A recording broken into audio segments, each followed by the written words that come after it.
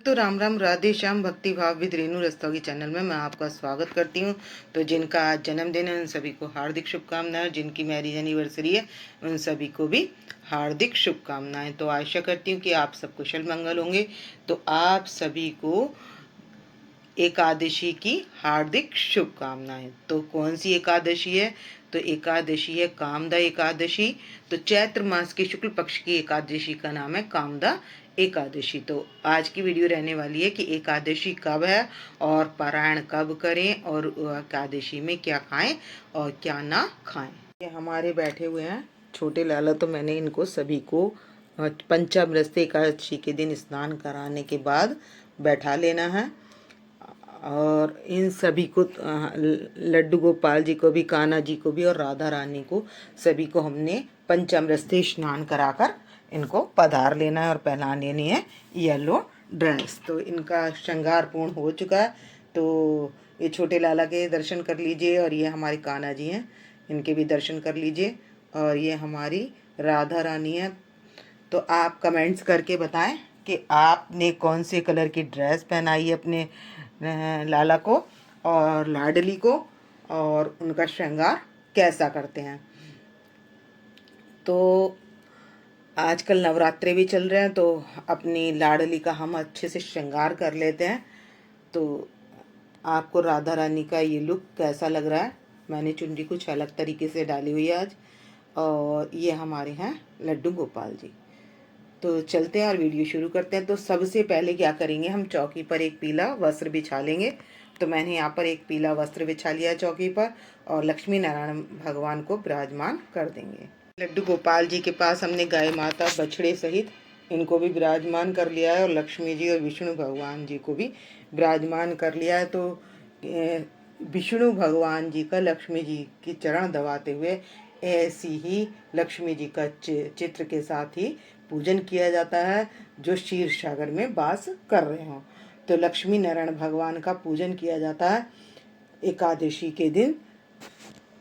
तो सबसे पहले बात कर लेते हैं एकादशी कब है। तो एकादशी 7 तारीख की है या 8 तारीख की। तो भक्तों, एकादशी आ रही है 7 तारीख को रात को आ रही है 8:02 पर।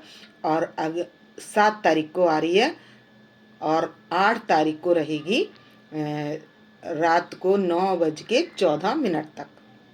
तो 7 को आएगी और 8 को 9:14 को रहेगी। तो हमने करना क्या है, हमने एकादशी उदया तिथि के अनुसार हमने 8 तारीख को एकादशी व्रत करना है। तो पारायण हमने कब करना है? पारायण हमने करना है 9 तारीख को। 8 तारीख का व्रत करेंगे। 9 तारीख की सुबह 6:02 से लेकर 8:30 तक हम पारायण कर सकते हैं। तो पारायण करना हमने गाय के घी से। तो अगर ये भी संभव ना हो सके तो हम लड्डू गोपाल जी के पंचामृत से भी पारायण कर सकते हैं और तुलसी दल से भी कर सकते हैं। तो हमने यहाँ पर कर ली है घट की स्थापना। तो मैंने ये इसमें 1 का सिक्का, सुपारी और लौंग का जोड़ा लेकर मैंने ये जल भर लिया है गले तक और इसमें बांध दिया है कलावा। तो और उसके ऊपर हमने नारियल विराजमान कर लिया है। तो हमने कर ली है घट की स्थापना और यहाँ मैंने सभी का शुद्धिकरण कर लिया है कुशा से। और अब इनके सब के हम लगा देंगे तिलक और कर लेंगे तिल का आसन देकर गणेश जी को विराजमान। तिल का आसन देकर मैंने गणेश जी को विराजमान कर लिया है और अब पहना दूंगी मैं जनेऊ। तो वाइट जनेऊ मैं अपने गणेश जी को पहना दूंगी और येलो जनेऊ अपने लक्ष्मी नारायण भगवान जी को धारण करा देंगे। और अब सबको कलावा रूपी वस्त्र अर्पण कर देंगे। तो मैं अपने लड्डू गोपाल जी के पास भी वस्त्र अर्पित कर दूंगी, गणेश जी के पास भी वस्त्र अर्पित कर देंगे। यहाँ पर हमारे लड्डू गोपाल जी हैं, उनके पास भी वस्त्र अर्पित कर देंगे और राधा रानी के पास भी वस्त्र अर्पित कर दूंगी। और विष्णु भगवान के पास भी वस्त्र अर्पित कर दूंगी और गौ माता के पास भी वस्त्र अर्पित कर दूंगी। और लक्ष्मी नारायण भगवान है तो लक्ष्मी जी की तरफ रेड और नारायण जी की तरफ येलो, इस तरीके से जनेऊ के पास में ही मैंने इनको धारण करा दिया है वस्त्र। और सबके तिलक लगा लेंगे। तो मैंने विष्णु भगवान जी के तो लगाया है चंदन का तिलक, और लड्डू गोपाल जी के लगाया है चंदन का तिलक। तो गणेश जी के मैं रोली से तिलक लगा दूंगी, अपनी राधा रानी के भी लगा देंगे, और गौ माता के भी तिलक लगा देंगे। तो यहाँ और लक्ष्मी माता के भी मैं रोली से टीकी लगा दूंगी।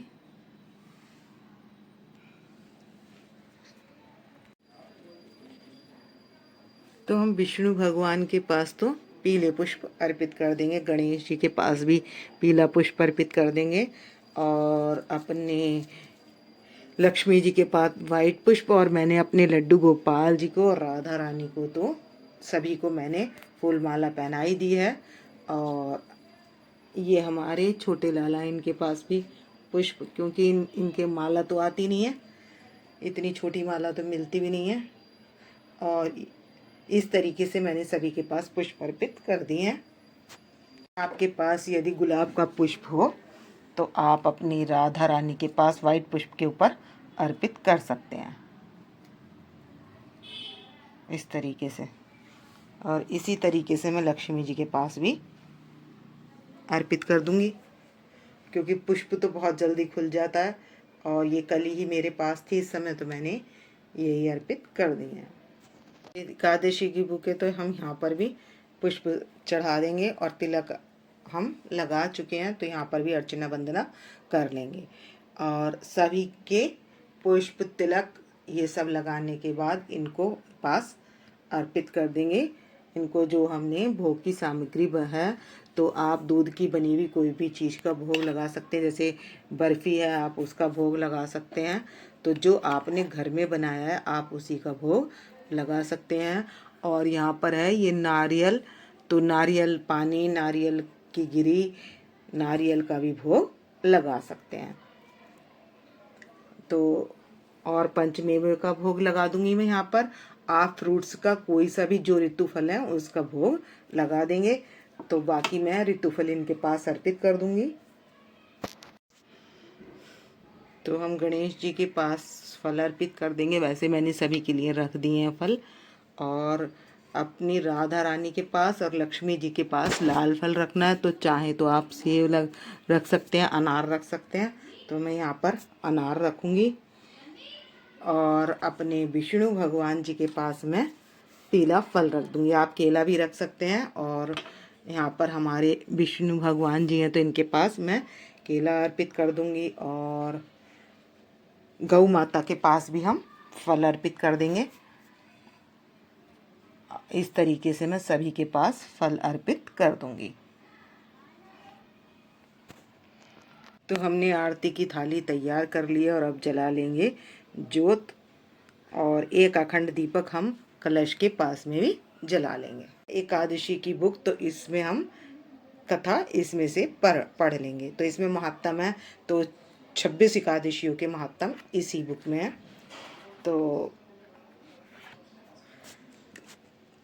कृष्ण जी से पूछते हैं अर्जुन कि कृष्ण पक्ष के बाद आती है शुक्ल पक्ष की, चैत के शुक्ल पक्ष की एकादशी का क्या नाम है। तो जैसे कि नाम से व्यतीत है कामदा, तो इस एकादशी से सारी कामनाओं की पूर्ति होती है।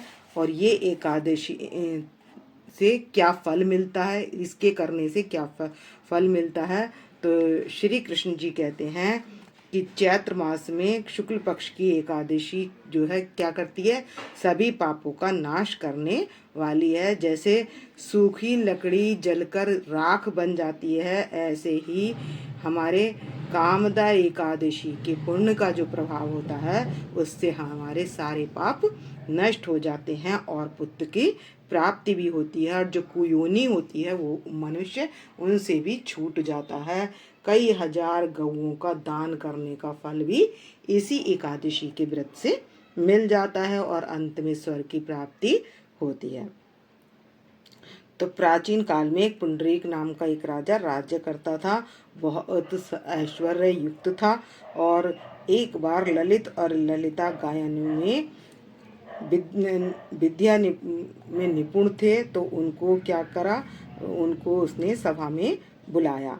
तो वो रोज गायन करते थे। तो एक दिन की बात है कि उसकी ललित की ललिता जो है वहाँ उपस्थित नहीं हुई। तो उसका गाने का, किसका, ललित का गाने का स्वर बिगड़ गया। इस कारण राजा ने श्राप दे दिया कि तू नरभक्षी राक्षस बन जा। तो उसी समय ललित ने विकराल रूप राक्षस का धारण कर लिया और मुख बड़ा भयानक था और उसके मुख से अग्नि निकलने लगी। तो जब ललिता को इस बात का पता चला तो वो बहुत दुखी हुई और अपने पति के उद्धार के लिए उपाय सोचने लगी और वन वन घूमती रही। तो एक दिन क्या हुआ कि वो श्रृंगी ऋषि का आश्रम दिखाई दिया। तो वो श्रृंगी ऋषि के पास गई और उसने अपनी पति की राक्षस योनि से छूटने का उपचार पूछा। तब सारा वृत्तांत सुनकर श्रृंगी ऋषि ने कहा कि चैत्र मास के शुक्ल पक्ष की जो एक कामदा एकादशी आएगी उसके करने से समस्त कार्यों में शीघ्र ही सिद्धि प्राप्त हो जाती है। तब उसने, ललिता ने इस एकादशी के व्रत को किया और ब्राह्मणों को दान देकर अपने फल, एकादशी के व्रत का फल ललित को दे दिया। तो भगवान ने उस व्रत के प्रभाव से क्या हुआ, ललित की योनि से छूट गया। इसलिए कुयोनि का जो पाप होता है वो भी इस एकादशी के करने से छूट जाता है और वो अपने पुराने शरीर के रूप में आ गया और अलंकार, वस्त्र, आभूषण पहनकर ललिता के साथ विहार करने लगा। तो एक कामदा एकादशी के प्रभाव से जैसे वो पहले था वैसे ही सुंदर हो गया और मरणोपरांत क्या हुआ, पुष्पक विमान में बैठकर विष्णु लोक को चला गया। तो इस एकादशी के करने से समस्त पापों का नाश हो जाता है और संसार में इससे महान कोई बड़ा व्रत नहीं है। एकादशी सबसे बड़ा व्रत है और दैहिक, मानसिक और वाचिक पापों का नाश करने वाली भी हमारी एकादशी है। और जो इस महात्म को पढ़ता है, सुनता है, सुनाता है, उसको अनंत फल की प्राप्ति होती है। और इसके बाद हमने जो दक्षिणा हाथ में ले रखी है वो भी फूल दक्षिणा, वो क्या हम अपने विष्णु भगवान जी के पास या गणेश जी के पास अर्पित कर देंगे। तो ये हैं 26 एकादशियों के नाम, शुरू में ही होते हैं जहाँ पर ये क्रम लिखा होता है वहीं 26 एकादशियों के नाम होते हैं। 26 एकादशियों के नाम ले लेंगे और अपना नाम, अपना गोत्र लेकर और जो संकल्प है हम अपने गणेश जी के पास या विष्णु भगवान जी के पास अर्पित कर देंगे। और इसके बाद हम कर लेंगे आरती। तो आप विष्णु भगवान जी की कोई भी आरती याद हो तो आप वो कर लेंगे और एक कर लेंगे गंगा जी की आरती।